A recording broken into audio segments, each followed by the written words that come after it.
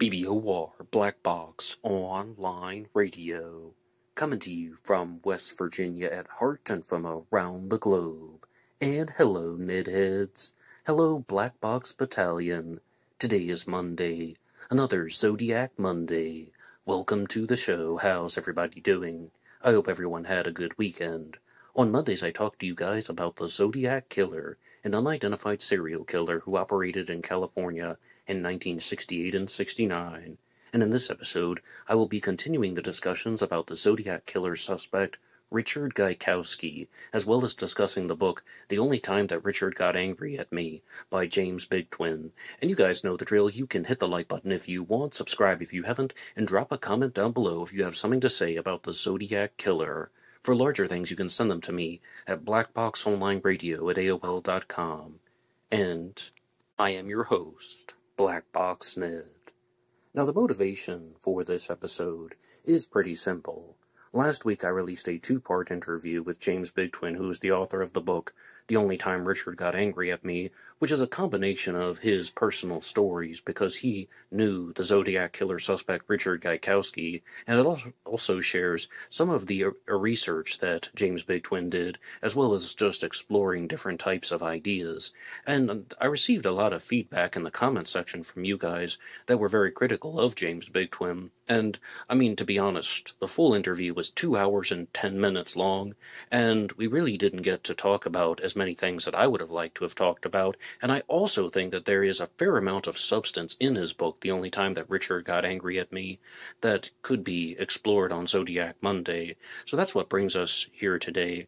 But first, I would actually like to go through some pieces of Zodiac Killer news, and remind you guys that today's episode is partially sponsored by Michael Cole, a friend of the show and the author of the Zodiac Revisited trilogy. If the Zodiac case fascinates you, be sure to check out the Zodiac Revisited. It's a deep dive into the mystery with a unique and interesting perspective. The trilogy is available on Amazon, Spotify, and wherever you get your favorite true crime books. And if you enjoy the series, please consider helping out Michael by leaving a 5-star review. And because this is a Zodiac news report, I wanted to look at some of the comments that you guys left up on last week's episode that were not only about Richard Gaikowski or James Bigtwin's book, because we've been having some ongoing discussions about the evidence in the Zodiac Killer mystery, particularly the similarities between a fingerprint that was found at the scene of the crime from the Zodiac's final confirmed murder, the murder of Paul Stine on October 11th of 1969, and one of the letters that was mailed in the summer of 1970, and this would be an absolutely enormous breakthrough and discovery, but I wanted to look at some of the comments that you guys left because you'll see why. First one comes to us from the Zodiologist, who says, "Credit where it's due. Dion Walker has talked about the latent fingerprint similarity for years and has done extensive research about this. So, credit to Dion Walker. I'm mostly familiar with him through the interviews that were done by Ross Geraci of Planet X Filmworks, but I hear that Dion is working on a new podcast, which I'm quite curious about. Eddie McNamara was the person who brought this to my attention because he was reading a page in Michael Butterfield's book about the fingerprint that bears a similarity to the one that was on the letter from 1970, and Eddie also responded to the episodes last week that says, "Bears similarity is very imprecise language. It's a meaningless statement. This appears to become an SFPD memo composed by a responding officer who forwarded the prints to the experts in the ID division. Dave Toschi floated the idea of a print match to the media. Napa Under Sheriff Tom Johnson repeated this claim to the press in 1969 and then walked it back within days. The FBI crime lab never mentioned anything about a match, and that would be something that they wouldn't have overlooked. If this were even partially true, it would be the most important physical evidence in the case. I think it would be an absolutely astounding piece of evidence. It would be a vital piece of evidence in the case if there actually was a fingerprint match between the scene of a crime and a Zodiac Killer letter, because that would actually show us that there is a very high chance that it's all a single killer. I know most of you guys listening to this program right now believe that there was one Zodiac Killer, but some people think that it was a team or that it was a group, or, of course, the previously mentioned Zodiac hoax, which I was talking about last week. this would be very eye-opening if we actually had that type of evidence. But, of course, we also have a comment that came in from Druser on last week's episode that says, "No publicly acknowledged match has been established between prints from any correspondence and crime scene. An FBI file noted a similarity, the word similarity is written in quotation marks, between a partial from the cab and a print, partial or full, not sure, from the Little List letter in 1970. Points of continuity is my estimation. If this is the situation, then it seems likely that the letter print doesn't include the same part of the finger as seen imprinted on the cab. Absolutely, this would be great to get more info on." Yes, and the reason why I was discussing this was some people were asking, how do we actually solve the Zodiac Killer mystery? It would be by following up leads like that, but I really do appreciate Druser's skepticism because Druser and I have appeared together on the channel Mysteries with Mr. Belgique for the panel discussion show many times, and I can tell that Druser is very skeptical about a lot of these theories, as well as the belief that people have in the evidence that we even have these types of fingerprint matches, or they even have reliable DNA evidence in the Sherry Joe Bates case, and some people might not want to hear that, and some people in the chat were very open about how they did not want to hear that, but sometimes these things need to be said. If we do not have the evidence, and it's not conclusive, and it's just not something that the authorities definitively know, then it needs to be said. So I really do appreciate skepticism. And of course, we also had a comment that came in from Michael Cole, author of the previously mentioned Zodiac Revisited trilogy, where he stated that he also mentioned the possible fingerprint match in his book, Volume 1 of the Zodiac Revisited trilogy, on page 113. So I just wanted to share all that stuff with you guys. And right now I would like to move on to discussing the book, The Only Time That Richard Got Angry at Me by James Bigtwin. Because, again, this is a book that I think really is an interesting combination of ideas. As you guys heard last week, James Bigtwin knew Richard Gaikowski personally.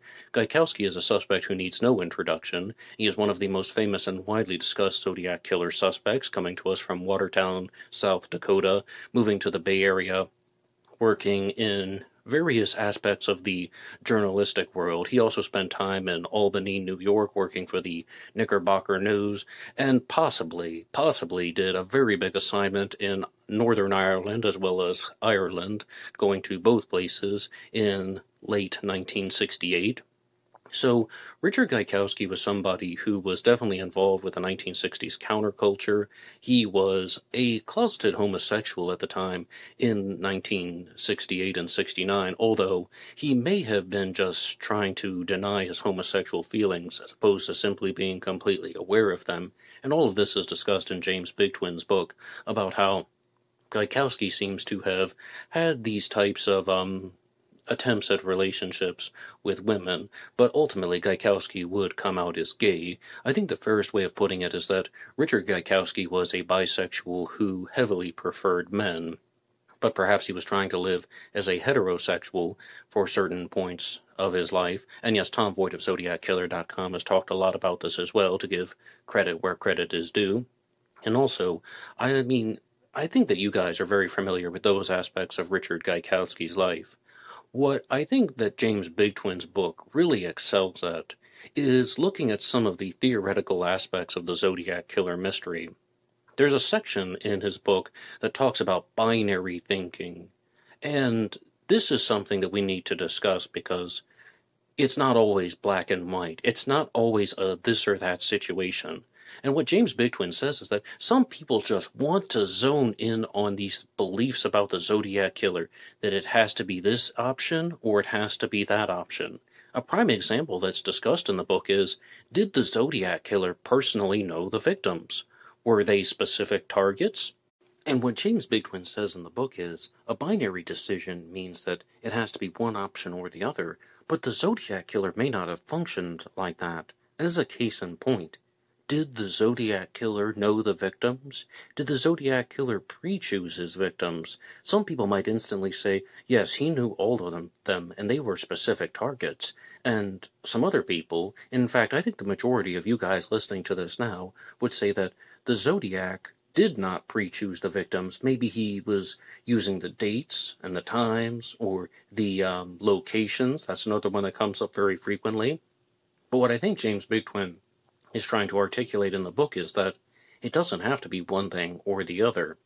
Some victims could have been pre-chosen, and other victims could have been completely random or killed for a different reason. So let's start with the most obvious example. Darlene Ferrin, the victim from the second Zodiac shooting at Blue Rock Springs. And this is one where there's a very widely held belief that the Zodiac killer may have known Darlene Ferrin, but there's also a widely held belief that Richard Gaikowski knew Darlene Ferrin. And in James Bigtwin's book, he cites Tom Voigt and ZodiacKiller.com for the discussions that Tom Voigt had with the detective Ken Narlow, when he stated that in the months prior to Darlene's murder, he could place Richard Gaikowski in Darlene Ferrin's home. And let's look at this as a full narrative. And right now I want to entertain the possibility if James Bigtwin might be right with his observations. And that is that the Zodiac commits the Lake Herman Road murders. And he committed a murder. This is a homicide, but the Zodiac doesn't take credit for it until 7 months later. The Zodiac doesn't take credit for the crime, the murders of David Faraday and Betty Lou Jensen, until after the Blue Rock Springs shooting when Darlene Ferrin is murdered. And as I just told you about this possible meetup between Darlene Ferrin and Richard Gaikowski, about how there could be some type of event that took place where, again, this is a gay man trying to live as a straight man, and he experienced some type of sexual humiliation in Darlene Ferrin's presence. Maybe he was trying to do something with her and he couldn't. Maybe he wanted to do something with her and she didn't want it, but he felt rejected or embarrassed or humiliated because of the actions of Darlene Ferrin, directly or indirectly. So he launched a plan to murder her. Darlene Ferrin also lived in Albany, and Richard Gaikowski lived in Albany at the same time. Then they both moved back to California. Not exactly at the same time, but it appears that there is some type of movements that have been followed. So then, this guy, the Zodiac, or Gaikowski, wants to do something to restore his broken self-image, or maybe even just get revenge on Darlene Ferrin because he feels that he's been rejected and humiliated or embarrassed. So he commits the Blue Rock Springs shooting and then decides to turn himself into the Zodiac. The Zodiac might not have been created solely to commit murder. In fact, in this theory, I would say that the Zodiac wasn't even assigning this persona to himself because of the murders. This was all about trying to make himself feel better because of some terrible incident that took place with Darlene Ferrin. Terrible in his own mind. Then the murders of the murder of Cecilia Shepard and the stabbing of Brian Hartnell took place on September 27th. Brian Hartnell, of course, was the surviving victim, and they were both stabbed at Lake Berryessa, where the Zodiac's wearing the hooded costume, but maybe they were victims that were not known to the Zodiac, that he had no prior knowledge of their identities. He didn't know who they were. That was about continuing this murderous path of destruction because he's created the Zodiac killer persona. And in the Zodiac letters that happened after the Blue Rock Springs shooting, the Zodiac is stating that he is going to kill more people. And he also referred to it as the good times that he had in Vallejo. Richard Gaikowski was the editor of the paper The Good Times. Then we get to the murder of Paul Stine, and the murder of Paul Stine is quite different than the other Zodiac crimes. Paul Stine was a male taxi driver that was killed in Presidio Heights in San Francisco, and Paul Stine was somebody who was not with any female companion that we know of. He was not killed in a lover's lane like the 3 previous crimes. He's killed inside his own taxi cab. And could there have been a direct connection between the Zodiac and Paul Stine? Well, you guys know the famous story about how Richard Gaikowski ran the switchboard on the street where Paul Stine lived, and it's also possible that Richard Gaikowski attended Paul Stine's funeral. So is there a connection? Well, I would like to give a shout out to Jason W., who sent this in to the Facebook page. My personal Facebook name is Ned DeHaan, and of course there is the Black Box Online Radio Facebook page, which I've been using more. And Jason W. says, I've been reading through the information on ZodiacKiller.com in regards to Richard Gaikowski. We have all heard about the reasons that he is a popular Zodiac suspect. Nancy Slover identifying his voice as that of the Zodiac, supposedly following Darlene Ferrin across the country to live in Albany, and Carol Stein believes that Gaikowski attended her brother's funeral. She would, of course, be the relative of Paul Stein. What I find interesting and would like to know your thoughts on is Richard Gaikowski, let me just rephrase that. Richard Gaikowski had a cousin who lived on Washington Street at the time of Paul Stein's murder. She had the Gaikowski surname according to the city directory. Her birthday is October 11th, the very same day that Stein was killed. Could he have been there for his cousin's birthday? Could be yet another coincidence, but who knows? I understand that his handwriting wasn't an exact match, and his DNA was never compared to the Zodiac's DNA, and I have no idea who the Zodiac was, but Gaik certainly seems like a worthy suspect. Jason, thank you so much for this, and I'm talking about Richard Gaikowski one more time. Anybody can contact me, Ned DeHaan, on Facebook, or the Black Box Online Radio Facebook page. So in response to Jason's comment here, and as well as the question, if he had a cousin who was in Presidio Heights at the time, and he was trying to just do something to fool the authorities, he could have taken the taxi to his cousin's house, which would have been less suspicious. This would have also provided a getaway location for Gaikowski to hide after the murder of Paul Stein. He could just pass it off as trying to visit his cousin for some type of birthday event, or that's the house that he went into, do something very subtle like changing his appearance some way, somehow, and I'm not even going to really speculate too much on how he would have done that, but it might have been a place where the authorities would not have looked. So when you put all of this stuff in connection, I mean, it seems like Paul Stein may have had a connection to Gaikowski. I still don't know how that would provide an explanation as to how and why the Zodiac would have known that Paul Stein was going to pick him up, because this isn't the world of Uber and Lyft. I mean, where somebody is actually sending out these messages that are documented. Now, if he knew him personally, he could have said, asked for a ride, meet me at this location in front of a diner near Mason and Geary. But that is very, very assumptive on my part. So I would still be quite curious how the Zodiac would have known that he would be able to get Paul Stein specifically. Now, if he's somebody whom he does know, if he has a very close relationship with him and just says, hey, I'm going to need a ride to this location, and you're a taxi driver, can you pick me up? And the guy would just say, yeah, sure, I'll be there tomorrow at this time. Stuff like that is reasonably possible. It is feasible, but that's just, wheel spinning on my part. But the whole reason that I'm telling you this is that there is this dichotomy that people would have where they just think the Zodiac pre-chose the victims, or he did not pre-choose the victims. And what James Bigtwin is saying in his book is it doesn't have to be one or the other. There could be random targets, and there could also be these types of personal connections that are among them. And believe it or not, though, in James Bigtwin's book, he even explores this in a different way by asking the reader a question. And I'm glad he asked the reader this question, because it's, do you like fried chicken? If you do like fried chicken, there might be more than one reason why you like fried chicken: the skin, the meat, juiciness, tenderness, all of those things. And that's how human behavior functions. Although the show South Park reminds us that everybody knows the skin is the best part. Now, to continue on with some more serious discussions that are included in the book, The Only Time That Richard Got Angry at Me, there is something, though, that I do have to take exception with, because this is not a traditional book review. This is just a book discussion where I'm pulling some ideas out of the book and responding to them. And it relates to the phraseology surrounding Richard Gaikowski knowing Darlene Ferrin.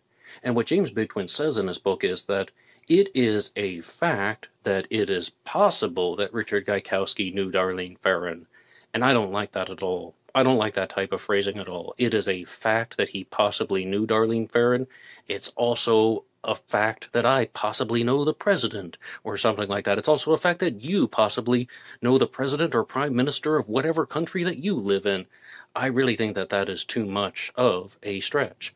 Although I don't completely doubt these connections with Gaik and Darlene, but I mean, just the way that that was set up really bothered me to a certain extent. Now, some other discussions are continued on in the book, The Only Time That Richard Got Angry at Me, and they relate to how the Zodiac Killer created the letters. James Bigtwin is very keen to note that the Zodiac referenced The Mikado by Gilbert and Sullivan in multiple letters. We've already talked about the Little List letter, that's one of them, and very famously, the Exorcist letter. Although, as James Bigtwin is also keen to note, the Zodiac seems to be doing this from memory because, I mean, you guys have even said this in the comments section multiple times. It seems like he is badly quoting the Mikado. I mean, I've received so many comments from that about you guys are saying that the Zodiac is badly quoting the Mikado. All right, fair enough. However, if the Zodiac is doing that, then he's recalling this stuff from memory, which clearly shows that he is thinking about the Mikado very frequently. But I think that the Mikado references are very, very reminiscent and important to discuss for a different reason. I think the Mikado references really show us that the Zodiac is trying to reveal more sides of his personality.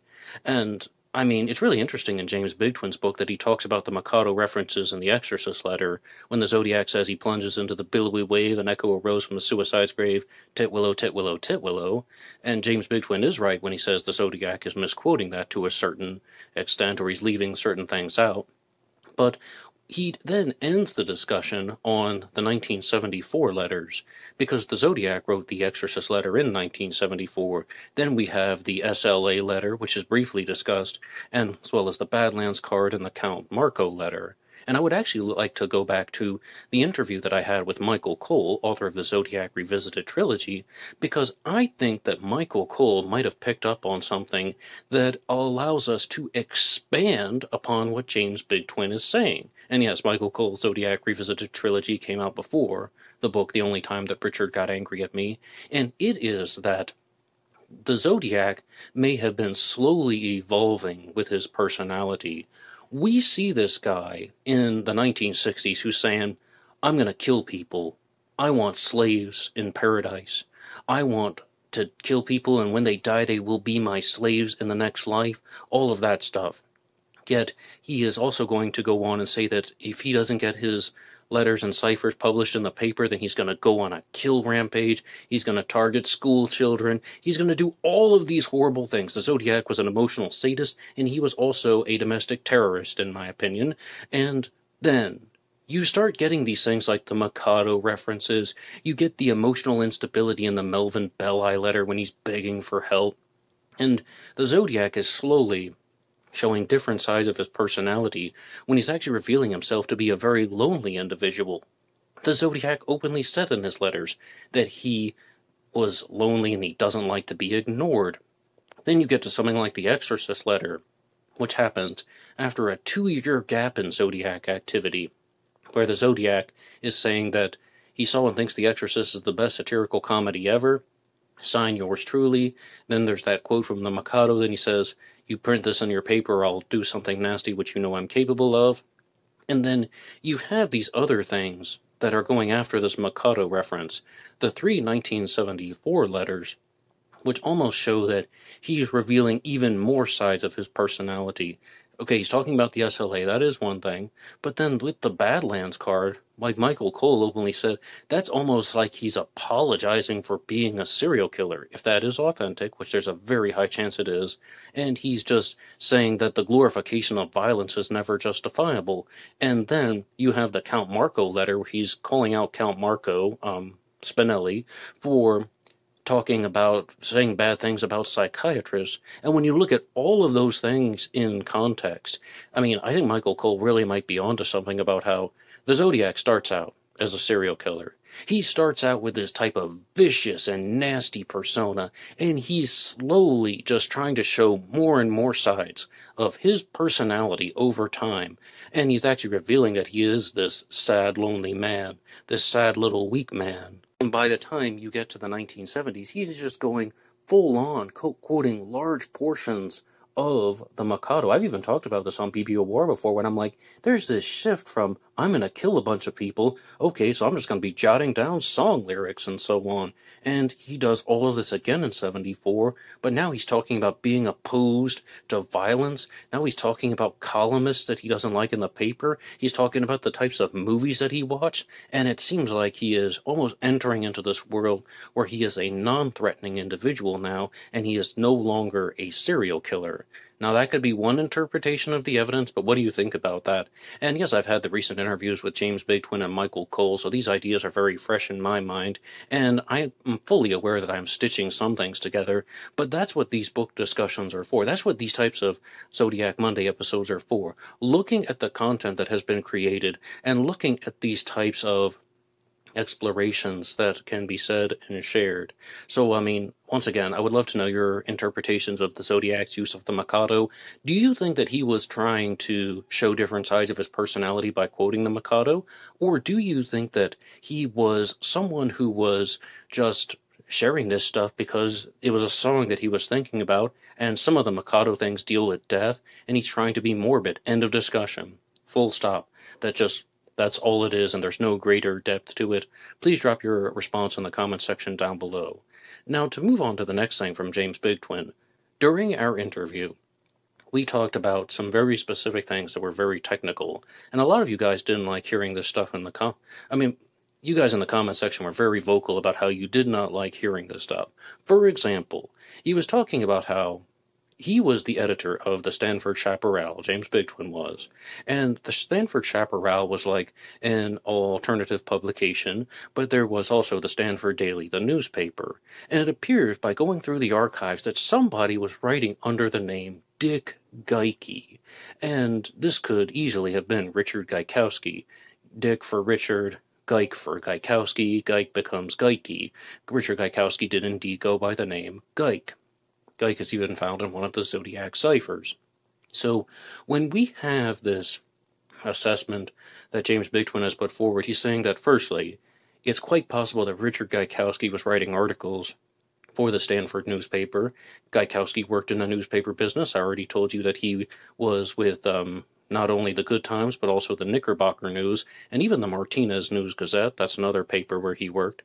And there is this blemish that is on the paper where it almost looks like somebody intentionally created a stain. So when page 2 would go on top of page 4, it would go around the words the Zodiac. There was also a review that was discussing an album called The Electric Zodiac, where the words electric was removed.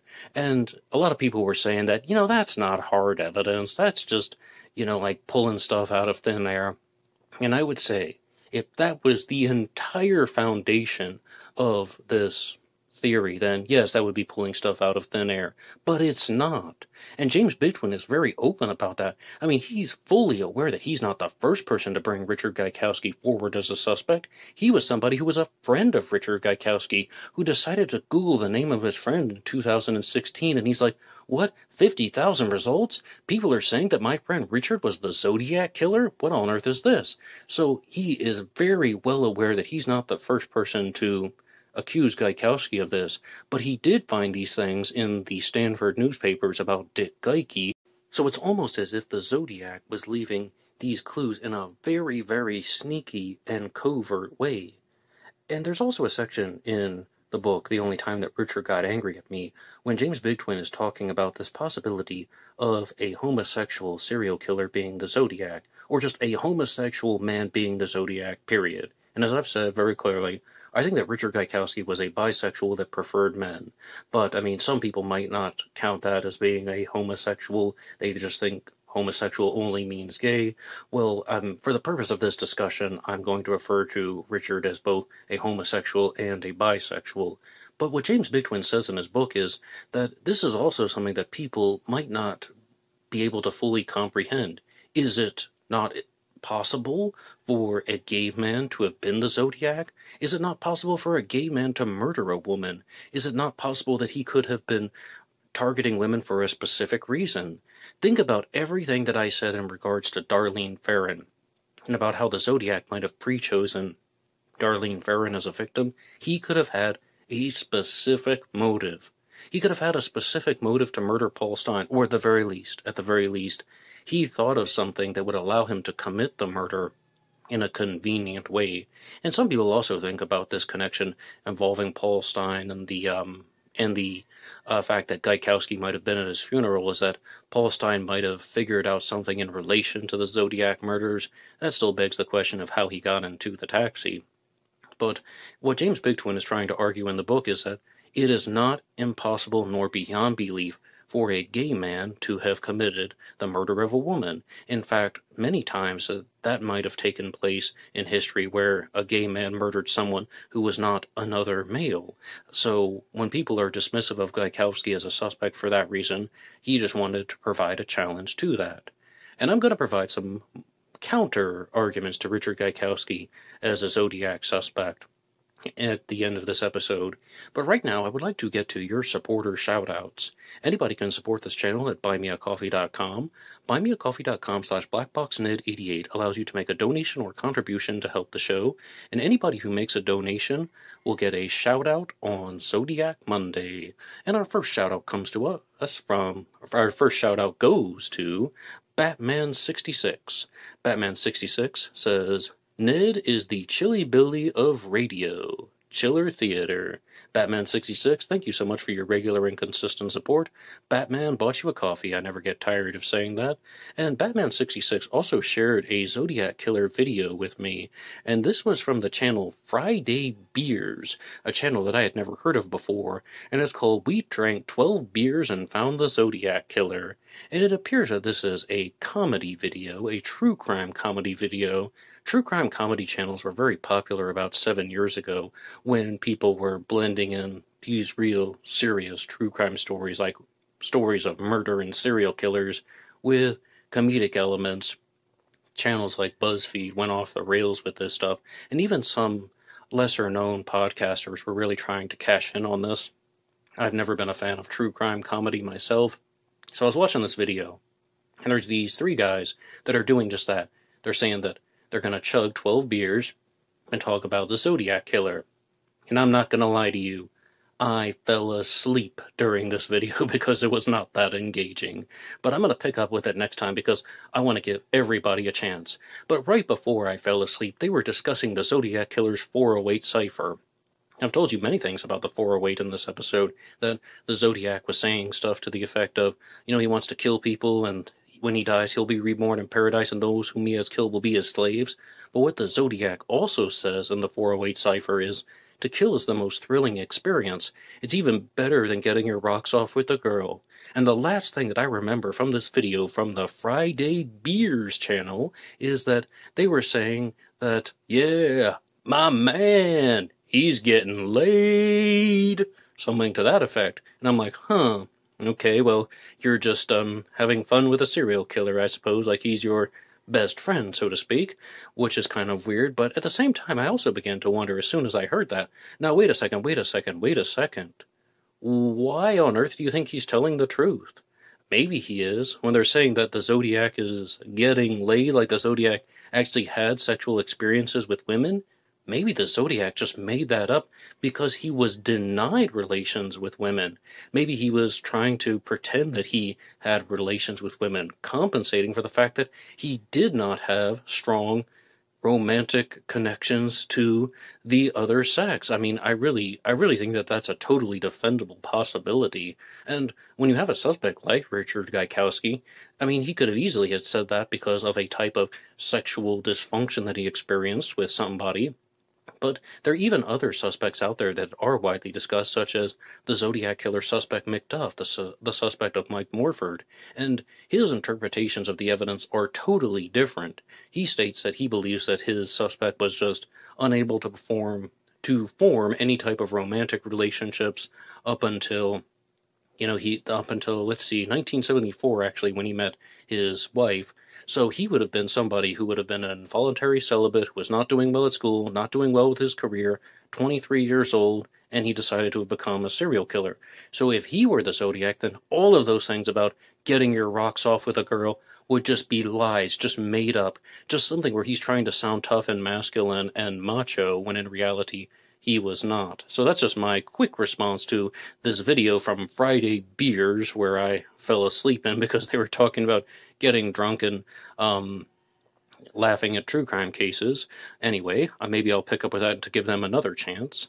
But the next one that's going to come to us is from River Prawn Pottery. And River Prawn Pottery, thank you so much for your regular and consistent support. I really do appreciate you guys. And we also have one coming to us from Taylor Jameson on buymeacoffee.com. Taylor Jameson sent one into buymeacoffee.com, but there is not a message that has been included with this.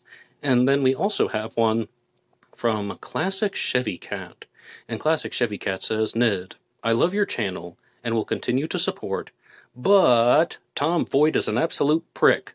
My lord, I was having a lousy day, health reasons, and I saw he said something snide to me, so I thought I'd kill him with kindness, but he was bashing me just more. He was bashing more than just me, excuse me. I guess I read words too fast. That's what always held me back in school. So from now on, if I have a Zodiac question or comment I think it is worth your time, I'll buy you a coffee and ask here. Sorry for my whining, but he is what my husband calls a crap-out artist. And I don't mean to say anything bad about anyone. I just read the messages off that people have shared on buymeacoffee.com, and that happens to be one of them. And overall, though, I've noticed that there have been a lot more conflicts going on in the comment section over the last 2 months here on Black Box Online Radio. Maybe that's because the channel has more subscribers now, so more people are connecting with this show, Zodiac Monday, and not everyone is a pure case expert like the previously mentioned Tom Voigt, and there are going to be conflicts, and people are going to say things where they are unfamiliar with the subject material, or they haven't looked certain things up online, but that's no reason for anybody to be extremely confrontational. And, I mean, at the same time, though, people should be allowed to express themselves freely, be free with your discussions of information, but any type of nastiness or name-calling can easily turn into harassment, and if it turns into harassment, then people will be banned. Now, as far as the discussions that we've been having on Zodiac Monday, there have been a handful of books that I've looked at over the past 12 months, and one of them is Zodiac Killer Fact vs. Fiction by John Bowman, and he has launched a new website called sfzode.com. One more time, sfzode.com. John Bowman is also behind the Allen Files, which was a compilation of documents which I looked at around this time last year in the summer of 2024. And that one is very, very helpful because it gets right into the material about Arthur Lee Allen. It is just the documents, not a lot of commentary that is shared in there. So one more time, the name of the new website is sfzode.com. And I would also like to give a shout out to Andrew WVA, who is one of the people who requested James Bigtwin as a guest.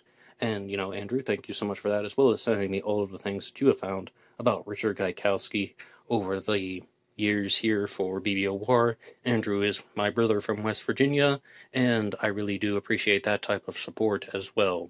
Now, I told you guys that I would provide some challenges to Richard Gaikowski as a Zodiac killer suspect, and I've already stated some of them here in this episode, even though people think that there is this very large connection between Richard Gaikowski and Darlene Ferrin. The specifics of that connection have never been truly revealed to me.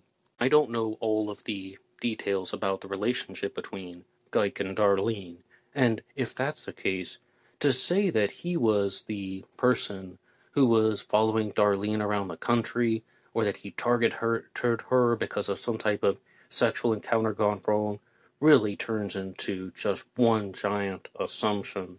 Now, I know some people are very passionate about this case, and I even said on Black Box Online Radio, for the old Black Box recordings, when there was just a black box on the screen, that the Albany connection is not something that should be ignored. If he's in Albany and she's in Albany at the same time, then he's in California and she's in California at the same time. That's not something that should be ignored. But, at the same time, expanding upon that to say that Darlene did something horrible to him in terms of humiliation, well, I would like to know much more about the supporting evidence that would indicate that. And if that supporting evidence does indeed exist, I'll be looking at it with open eyes. But I think it's far too assumptive. Other things about Gaikowski would simply be that he might be someone who indeed wrote for the Stanford newspaper. I mean, I really think that most likely, he is this Dick Gaike that was featured in the Stanford newspaper. Yeah, Gaik's a newspaper writer from California, and his nickname is Dick, his nickname is Gaik. Dick Gaike starts writing articles. Yeah, it's a simple pseudonym. But that doesn't mean that this blemish that was created on the newspaper was purely intentional, and it could also be that Richard Gaikowski was somebody who was following Zodiac Killer news and developments because he worked in the newspaper business, because he was somebody who would have paid attention to the news in all different aspects, and that is just an alternative explanation that I wish to provide. But I would really love to know the feedback that you guys have about the case that has been put forward by James Bigtwin. You've heard a lot of observations that have been made in his book. You've also heard a very brief counter-argument that I have shared. And yes, you guys have heard my other counter-arguments to things about Richard Gaikowski. But really, what do you think about this question that was proposed by Jason when he says that, do you think that this is what the Zodiac did on October 11th of 1969, that his getaway strategy was to walk to a relative's house, not going to walk to his own house, because that would just lead the authorities right back to him. If he walks to somebody else's house for a birthday party, is that something that is a little bit more sneaky? I would also love to know what you guys think about that. But in terms of concluding Zodiac Monday, I do have something else for you, because we still have to get to our award for the comment of the week. Yes, every Monday, I choose one of you guys for the comment of the week, and you get an award. And the winner for this week's comment of the week will receive a free copy of Michael Cole's The Zodiac Revisited, the audiobook version, and this will be available on Spotify. We're going to do that for the next couple weeks. And this one is going to come to us from Brad H. when he says, I would like to submit this for consideration for the coveted Comment of the Week competition. Brad is the first person to ever ask to be the winner for the Comment of the Week. And Brad, congratulations, you win this time because you asked. And no, it's not going to work that way every time, but for this week, it did, simply because you were the first. So, the award for the Comment of the Week goes to Brad, and his comment is, which avenue do you think is more beneficial in terms of an amateur armchair sleuth to help discover the true identity of the Zodiac Killer? Searching and trying to find brand new suspects, like how Moore found Macduff, or to just keep going over well-known suspects with a fine-tooth comb, hoping to discover something missing, such as Allen and Sullivan, etc., something that the police might have missed. So attempt to find brand new persons of interest, or just keep talking about old suspects. Okay, well, Brad, you get the award for the comment of the week, and if you would like to claim your prize as the Zodiac Revisited by Michael Cole, you can contact me at blackboxonlineradio@AOL.com. But also, to give a very direct answer, which is more beneficial? Absolutely looking for new suspects. And you might be wondering, Ned, aren't you guilty of a little bit of hypocrisy right now? Because you spent the last who knows how many minutes just talking about Richard Gaikowski again, when he was the entire focus of not only Zodiac Monday last week, but also the bonus episode that came out on Thursday? Well, yes, I would be guilty of hypocrisy. But the fact of the matter is, we can do both. But what's more beneficial? Looking for new suspects. Some of you guys know that there is a channel out there called the Nancy Drew channel, and that one really turned into something weird and wacky.